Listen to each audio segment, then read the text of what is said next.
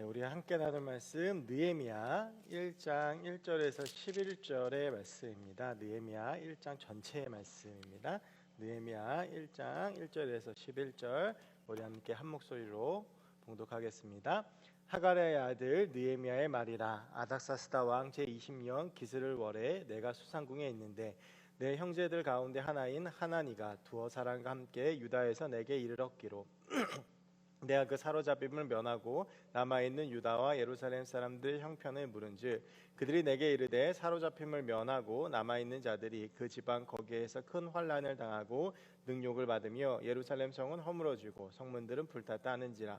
내가 이 말을 듣고 앉아서 울고 수일 동안 슬퍼하며 하늘의 하나님 앞에 금식하며 기도하여 이르되 하늘의 하나님 여호와 크고 두려우신 하나님이여 주를 사랑하고 주의 계명을 지키는 자에게 언약을 지키시며 긍휼을 베푸시는 주여 간구하나이다. 이제 종이 주의 종들이 이스라엘 자손을 위하여 주하로 기도하오며 우리 이스라엘 자손이 주께 범죄한 죄들을 자복하오니 주는 귀를 기울이시며 눈을 여시사 종의 기도를 들으시옵소서. 나와 내 아버지의 집이 범죄하여 주를 향하여 크게 악을 행하여 주께서 주의 종 모세에게 명령하신 계명과 율례와 규례를 지키지 아니하였나이다. 옛적에 주께서 주의 종 모세에게 명령하여 이르시되 만일 너희가 범죄하면 내가 너희를 여러 나 가운데에 흩을 것이요 만일 내게로 돌아와 내 계명을 지켜 행하면 너희 쫓긴 자가 하늘 끝에 있을지라도 내가 거기서로부터 그들을 모아 내 이름을 두려고 택한 곳에 돌아오게 하리라 하신 말씀을 이제 청하건대 기억하옵소서. 이들은 주께서 일찍이 큰 권능과 강한 손으로 구속하신 주의 종들이요 주의 백성이니이다. 주여 구하오니 귀를 기울이사 종의 기도와 주의 이름을 경외하기를 기뻐하는 종들의 기도를 들으시고 오늘 종이 형통하여 이 사람 앞에서 은혜를 입게 하옵소서 하였나니 그때에 내가 왕의 술관원이 되었느니라. 아멘. 우리 이제 다음 돌아오는 토요일하고 그리고 다음 주 주일은 저희가 청년부 수련회로 모이게 되고요. 이번 청년부 수련회의 주제는 리바이벌이라는 단어를 함께 쓰면서 회복을 넘어 부흥의 시간으로라고 하는 주제로 저희가 모이게 되고 오늘과 그리고 돌아오는 토요일 날은 느헤미야 말씀을 가지고 나누게 되고요. 그리고 다음 주 주일 날에는 저희가 이런 나눈 말씀들을 삶으로 살아가고 계시는 목사님 한 분을 모셔서 저희가 말씀을 듣는 것으로 수련회를 진행하려고 합니다. 이 리바이벌이라고 하는 이번 수련회의 핵심 단어는 여러분들이 잘 아시는 대로 부흥이라고 하는 뜻입니다. 그래서 이 부흥이라고 하는 단어가 어떤 뜻일까라고 한번 사전을 찾아봤더니 부흥이라고 하는 것은 쇠퇴한 것을 다시 일으키다라고 하는 뜻입니다. 실제로요, 이 리바이벌이라고 하는 이 영어 단어에는 두 뜻이 있는데 우리가 잘 아는 다시 일으키다라고 하는 부흥이라고 하는 단어가 있고요. 뜻이 있고 그리고 또 한 단어는 회복이라고 하는 뜻이 있습니다. 그래서 이제 부흥이라고 하는 것이 무너져 버린 그리고 힘들어하고 있는 그런 것들을 회복시켜서 일으키는 것을 이야기하기 때문에 이 부흥이라고 하는 것의 전제 조건은 회복이라고 할 수가 있습니다. 그래서 이제 저 이번에 수련회 주제를 회복을 넘어 부흥의 시간으로라고 잡은 것은 우리가 이제 우리의 상황들, 시대적 상황들과 교회의 상황들 그리고 우리의 삶을 한번 돌아보면서 회복의 필요성을 느끼고 우리가 회복을 하고 그리고 회복을 넘어서 우리의 교회와 이 시대 가운데 다시 하나님의 부흥이 시작되기를 기도하며 또한 간구하자라고 하는 의미로 이 주제를 가지게 됐고요. 그래서 제가 이제 주제는 좀 한 달 전쯤에 결정을 했는데 어떤 말씀을 주제를 가지고 나눌까 고민을 하다가 지지난 주쯤에 이제 느헤미야 말씀을 계속 읽으면서 이 느헤미야를 통해서 이 말씀을 좀 나누었으면 좋겠다. 느헤미야의 상황을 나누면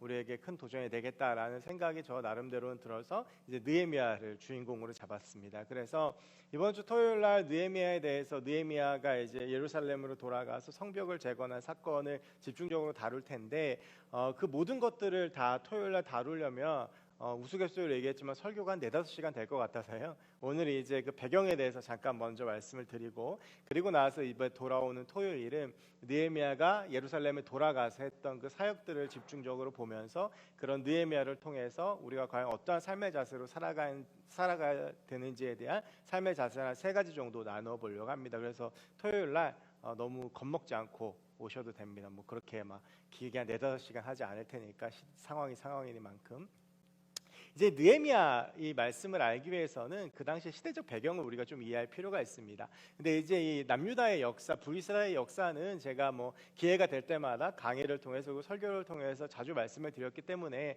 아마 어렴풋이 다들 기억은 하고 계실 겁니다. 이제 사울을 왕으로 세우면서 이스라엘 왕국이 시작이 되어지게 되고요. 사울 다음에 다윗, 그 다음에 이제 솔로몬이 왕위에 오르게 되면서 이 통일 왕국 시대입니다. 이 세 왕이. 그러다가 솔로몬의 아들 르호보암이 왕이 되면서 북계 10개의 지파가 연합을 해서 반란을 일으키게 되는데, 여로보암을 중심으로 그 10개의 지파들이 만든 나라가 북이스라엘이 되고, 남쪽에 유다와 베냐민 지파, 이 두 지파가 만든 나라가 남유다가 되게 됩니다.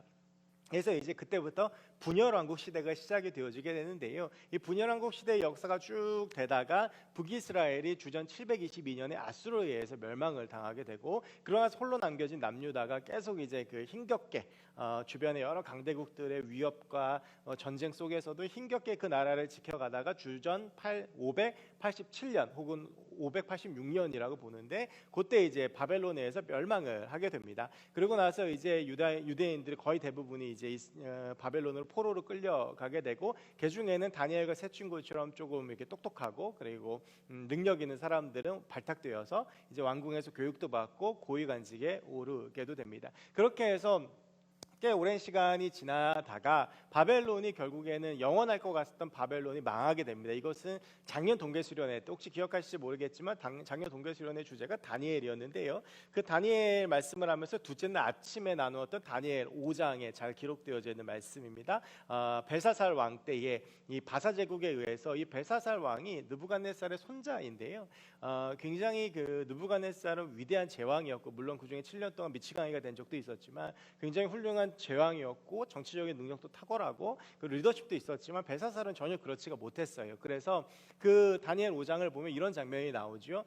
이 바벨론이 멸망을 하게 되는데, 그 멸망하기 전날 이미 이 바벨론의 수도까지도 다 바사 제국의 군사들에서 둘러싸이게 됐는데, 그 전날 밤에 한 게 1000명의 사람들을 불러다가 이제 부어라 마셔라 이제 잔치를 벌였던 거예요. 그래서 이렇게 잔치를 벌이다가 결국에는 멸망을 하게 되는데요. 그리고 나서 이 바벨론의 자리를 대신하게 된 게 바사 제국입니다. 이 바사 제국이 바벨론을 무너뜨리고 나서, 그리고 나서 이제 자연스럽게 유대인들과 이스라엘 흡수를 하게 됐는데요.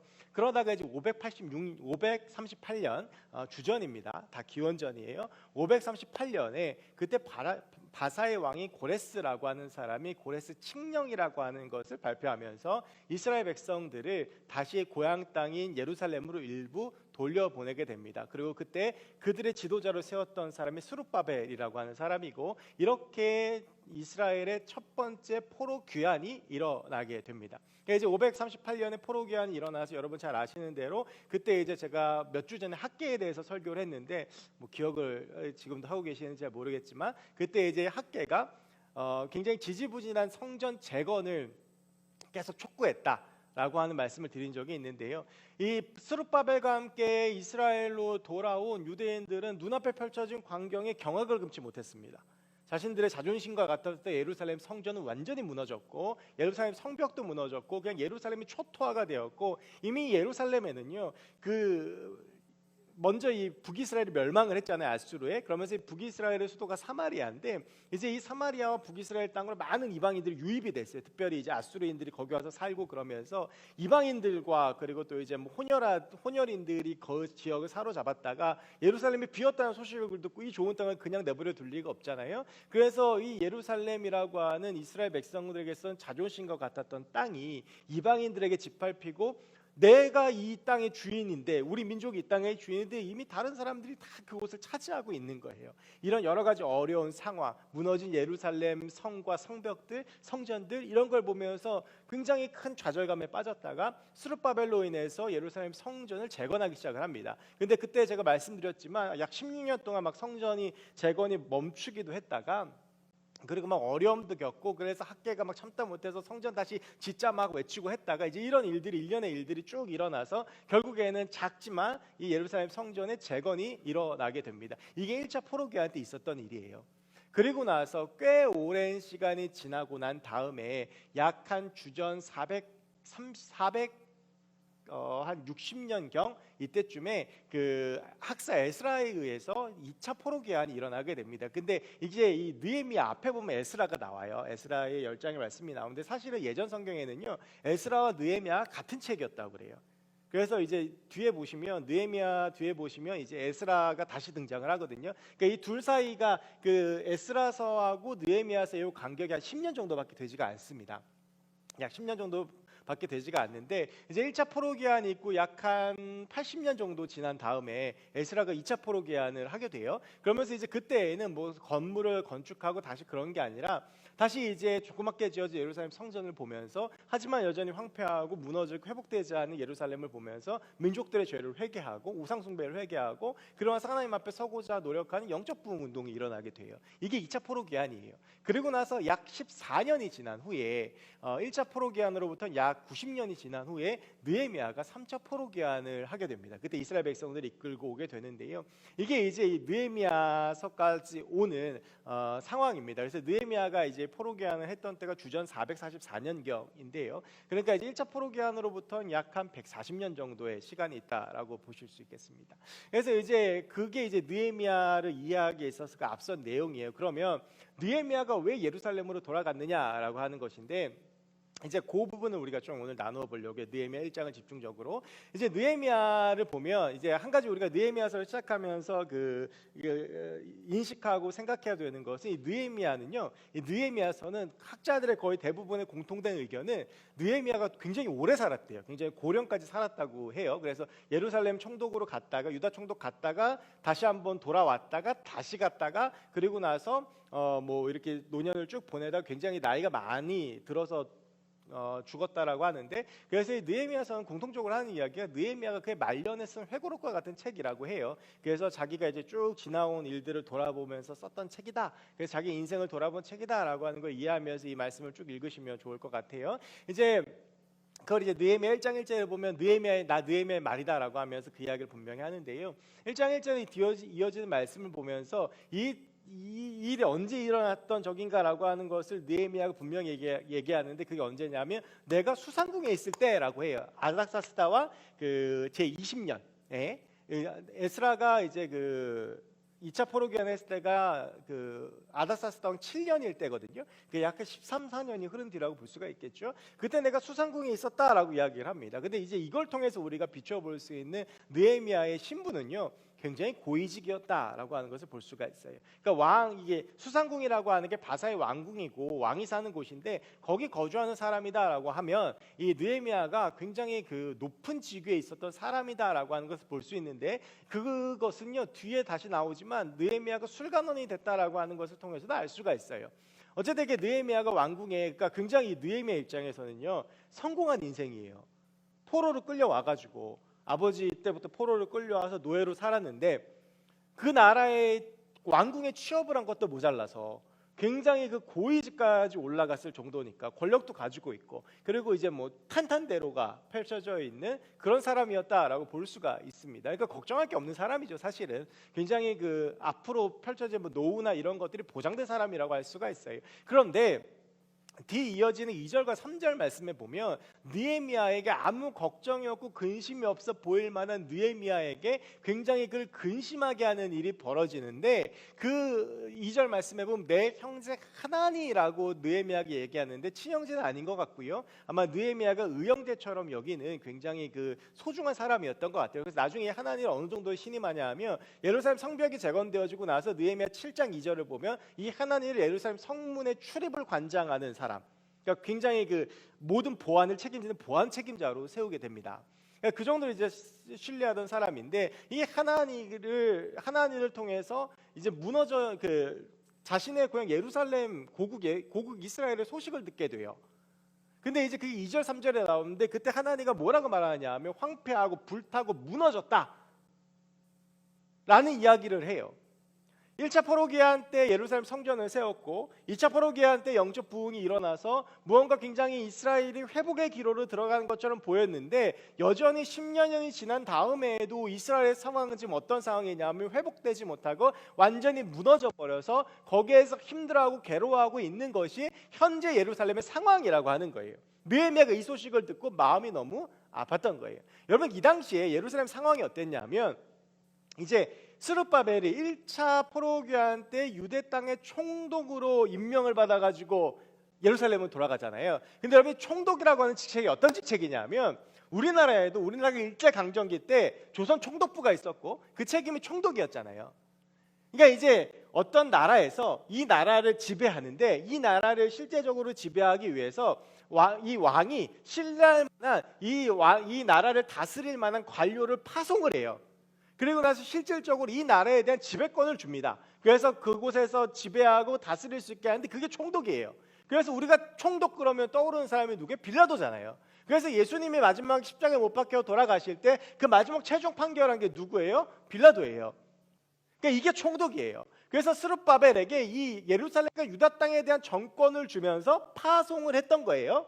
근데 그 스룹바벨이 1차 포로기한으로부터 시작해서 이 총독의 기간을 꽤 오랜 시간 동안 잘 수행을 했고 예루살렘 성전을 재건하는 그런 성과까지 냈어요. 그런데 역사 기록을 보면 스룹바벨 이후에 유다의 총독 중에서 임기가 2년이 넘은 사람이 아무도 없어요. 이것은 무엇이냐면 그만큼 그 상황이 불안정했다라고 하는 거예요. 안정적이지 못하니까 계속 총독을 갈아치워야 되는 거예요. 여기에 있는요, 아까 말씀드렸던 그 예루살렘의 특수한 상황들, 이방인들과 유입된 다시 돌아온 유대인들과 막 얽혀 설켜 있고 그러면서 정치적으로 막 싸움이 생기고 뭔가 불안하고 서로 견제하고 이런 상황들이 계속 예루살렘에서 반복되고 있었고, 그래서 예루살렘이 회복이 되는 게 아니라 계속 거기서 자기들끼리 싸우고 자기들끼리 부딪히면서 회복은 꿈도 꿀 수가 없고 무너져버린 예루살렘 성벽을 재건할 생각 도 못하고 다시 예루살렘이라고 하는 하나님의 도시를 다시 세울 생각도 하지 못한 채로 다들 그냥 힘들어하고 있다라고 하는 것이 하나니가 느헤미야에 가져온 소식이었어요. 그러니까 느헤미야가 이 말을 듣고 가슴이 무너진 거예요. 내 조국, 내 고향, 그 이스라엘이 회복될 줄 알았는데 그때는 뭐 인터넷이 있는 게 아니니까 뭐 찾아볼 수 없죠. 예루살렘 현재 상황 요즘에 나오죠. 여기서도 미얀마가 지금 막 일어나고 있는 쿠데타 이런 상황들을 알 수 있지만 그때는 그런 게 아니거든요. 그래서 잘 되겠지라고 느헤미야가 생각했었던 것 같아요. 그런데 이 느헤미야에게 들려오는 조국의 소식은 너무나도 가슴 아픈 소식이었다라고 하는 거예요. 느헤미야가 그 소식을 듣고 마음 아파합니다. 여기서 두 가지를 한번 생각해 보고 싶은데요. 하나는 이 소식을 들은 느헤미야의 반응이에요. 이따가 구체적으로 뒤에서 더 다루겠지만 느헤미야는요, 굳이 예루살렘의 상황을 신경 쓰지 않아도 될 만큼 높은 위치에서 부족함이 없이 사는 사람이었어요. 그냥 뭐 예루살렘이 무너졌다고 그러면 그냥 무너졌다고 생각하면 되고, 그냥 그 땅이 어렵다라고 말하면 어렵다고 생각하면 되고, 나는 그냥 내 할 일 하면 앞으로 펼쳐져 있는 길이 굉장히 촉망받고 유망한 길이었어요.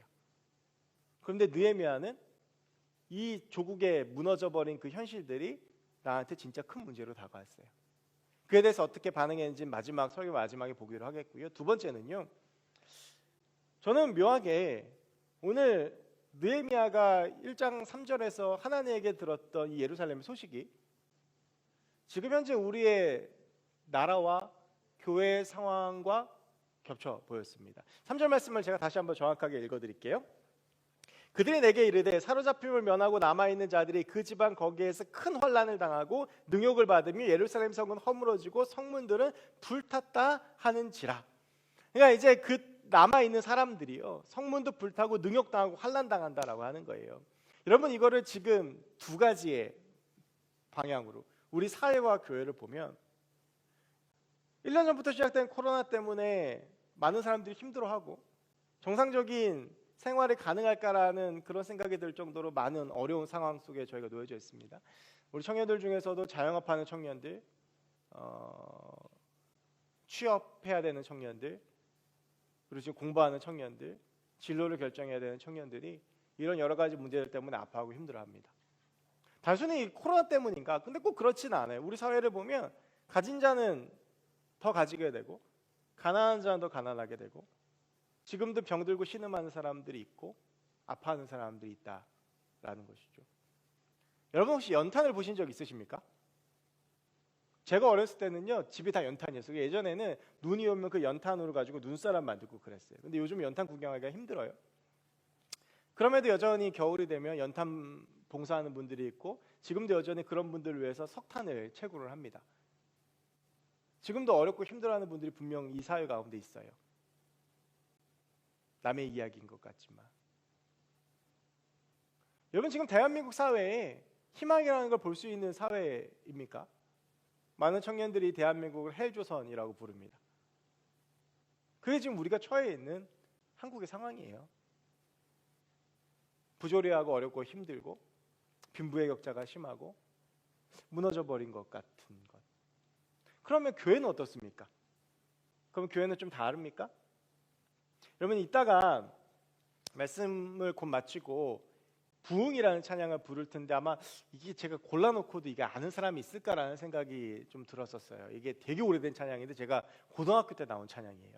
그래서 벌써 한 20년이 넘었죠. 고등학교 때 나온 찬양이니까. 그때 이제 지금도 기억하는데 예수전도단 8집에 비면 두 번째 곡이 비면 두 번째인가요? 수록된 곡이었어요. 이 찬양이. 그 당시에 이 찬양이 나왔을 당시에 엄청나게 그 인기를 끌었습니다.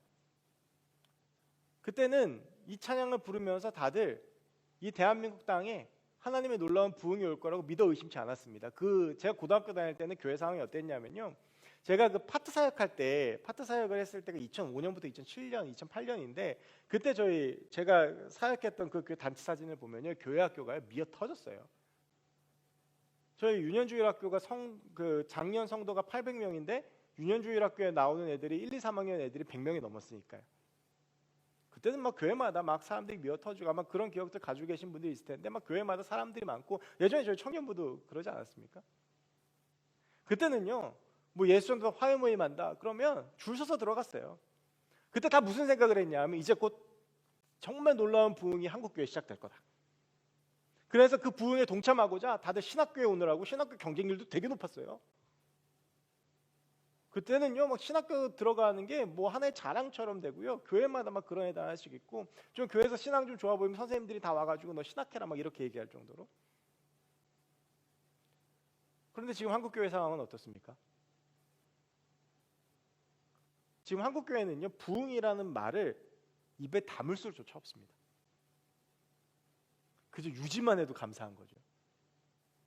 그냥 무너지지 않고 있는 것만 해도 감사한 게 지금 교회 상황이에요. 특히 코로나라고 하는 이 상황이 한국교회의 민낯을 그대로 드러내버렸어요. 그냥 교회 다니는 게 부끄럽고 창피하고 뭔가 비이성적이고 힘들고 괴롭고 그게 여러분 지금 우리가 처해 있는 안과 밖의 상황이에요. 그러면 느헤미야는 어떻게 했습니까? 이 상황에 대해서. 여러분 우리가 여기 이 상황에 대해서 반응하는데 두 가지 방법이 있어요. 하나는 느헤미야의 방법이 있고 하나는 그렇지 않은 방법이 있는데 그렇지 않은 방법은 뭐냐 하면 아까 제가 서두에서 아까 말씀드렸지만 모른 척하고 사는 거예요. 왜냐하면 나한테 아무 문제가 될 게 없거든요. 여러분 느헤미야는 수상궁에서 일하는 고위직이었습니다. 그 예루살렘이 무너지든 말든 거기 있는 사람들이 고생을 하든 말든 느헤미야하고 별로 상관없어요. 나는 이미 권력의 바람을 타고 쭉 올라가는 사람이었고요. 그래서 그냥 뭐 숨만 쉬고 있어도 잘 먹고 잘 살 수 있는 사람이었어요. 그러니까 뭐 누가 그렇게 이야기를 하든지 간에 별로 관심 없는 소식으로 생각하고 모르는 척할 수 있었어요. 그렇다면 과연 예루살렘 성벽은 재건되고 이스라엘의 새로운 부흥 역사가 있을 수 있었을까요? 우리가 침묵한다면 우리에겐 느헤미야와 같은 그런 역사가 나타나지 않습니다. 남의 일이겠지, 다른 사람 일이겠지, 나랑은 상관없는 일이겠지. 뭐 교회를 향한 비판과 사회의 상황과 뭐 여러 가지 어려움들 나랑 전혀 상관없는 문제라고 생각하면 우리에게는 그 어떤 일도 어떤 기적도 일어나지 않습니다. 그래서 우리에게 필요한 게 느헤미야가 했던 대응이에요. 느헤미야는 그럼 어떻게 했느냐? 이 소식을 듣고 너무 가슴이 아팠어요.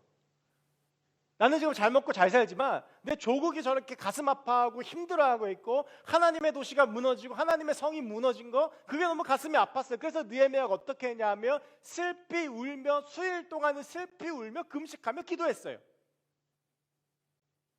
조국의 문제가 지금 나의 사회의 문제가 사람들의 문제가 교회의 문제가 그냥 나랑 상관없는 문제가 아니라 수일 동안 슬피 울어야 되는 문제로 다가온 거예요. 그래서 슬퍼하면서 울었어요. 여러분, 우리가 많은 상황들을 보면서 사회가 어렵다라고 욕하고, 많은 사람들을 보면서 비난하고, 정치인들을 보면서 욕하고, 그리고 손가락질합니다. 여러 가지 사회적 부조리한 상황들을 보면서 불평불만하기 쉽습니다. 교회의 비난과 교회의 손가락질을 보면서 일부 교회들에게 그 책임을 전가하고 욕하기도 하고, 그리고 이런 상황들 속에서 혀를 차면서 나름대로 걱정을 할 수 있습니다. 그런데 과연 여러분 느헤미야처럼 수일 동안 슬퍼하며 이 문제를 내 문제로 받아들여 보셨습니까? 무너져버린 한국 사회와 무너져버린 한국 교회가 내 문제라고 생각하면서 가슴 아파하며 울면서 몸부림치고 기도해 보신 적 있으십니까? 여러분, 우리의 기도의 내용이 어떻습니까? 기도하긴 하는데 주로 내가 필요한 것들, 내가 원하는 것들, 내가 쥐어야 되는 것들, 그래서 달라 하나님 주십시오라는 기도가 우리 기도의 90%를 채우고 있지 않습니까? 그런 그리스도인들의 이기심이 이 사회와 교회 이렇게 만든 건지도 모릅니다. 제가 어제 기독교 방송을 보는데 제가 참 좋아하는, 존경하는 목사님, 돌아가신 분인데 오카노 목사님에 대한 다큐멘터리였는데, 오카노 목사님 한국 교회에 두 번의 부흥이 있었다라고 말씀을 하셨어요. 첫 번째는 정말 아주 일제 시대부터 시작되어서 그리고 나서 복음이 퍼져나갔던 시기. 그때는요, 민족적인 것들, 그리고 사회 정의, 하나님 사랑과 이웃 사랑, 이런 것들이 부흥의 중심 주제였어요. 그래서 사람들이 하나님 앞에서 깨지고 말씀 앞에 깨지고, 그리고 나서 막 사람들이 하나님 앞에 몰려왔거든요. 근데 1970년부터 한국교회 2차 부흥이 일어나요. 근데 그 2차 부흥이 일어났던 그 시대의 핵심이 뭐였냐 하면 복, 번영, 재물, 물질, 부자.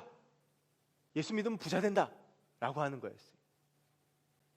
그래서 어느 순간 하나님이 우리를 부자 되게 만들고 우리의 부족함을 그저 채워주기만 하시고, 그냥 우리가 이용해도 되는 대상으로 바뀌어버린 거예요. 우리의 그런 모습이 어쩌면 교회를 무너뜨렸고, 교회가 무너지니까 사회가 무너지는 거예요. 불평불만하기 쉽습니다. 손가락질하기 쉽고 비난하기 쉬운데, 과연 그것이 나의 문제인가? 난 지금 그 문제를 어떻게 받아들이고 있는가? 과연 나는 그것들을 수일 동안 슬퍼하고 울며 가슴 아파하고 있는가? 저는 저 스스로에게 물어봤어요. 너무 부끄러웠어요. 한국교회 문제를 보면서 비판하죠. 불평불만하죠. 목회자이기 때문에 더해요. 그런데 그 본질이 뭐였는가? 너무 부끄럽게도 제가 교회 현실을 가슴 아파하면서 분개했던 이유는요, 교회가 약해지고 무너지면서 내 밥줄이 끊어지고 내 진로가 불투명해진다는 사실 때문이었어요.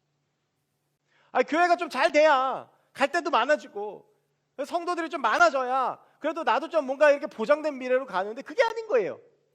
그런 현실이 가슴 아픈 거죠. 여러분, 지금 우리는 어떻습니까?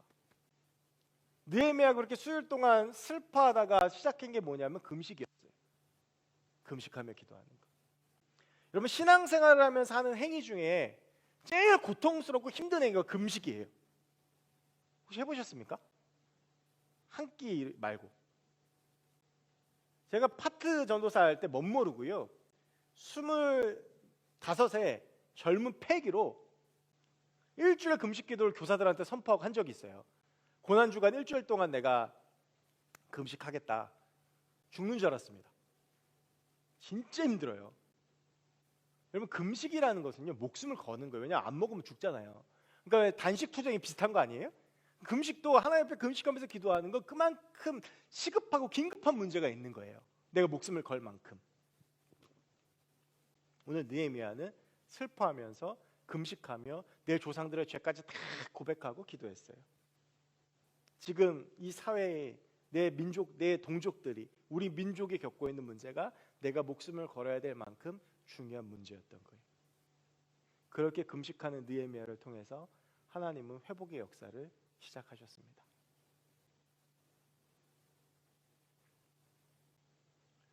언제까지 어렵다 이야기만 하겠습니까?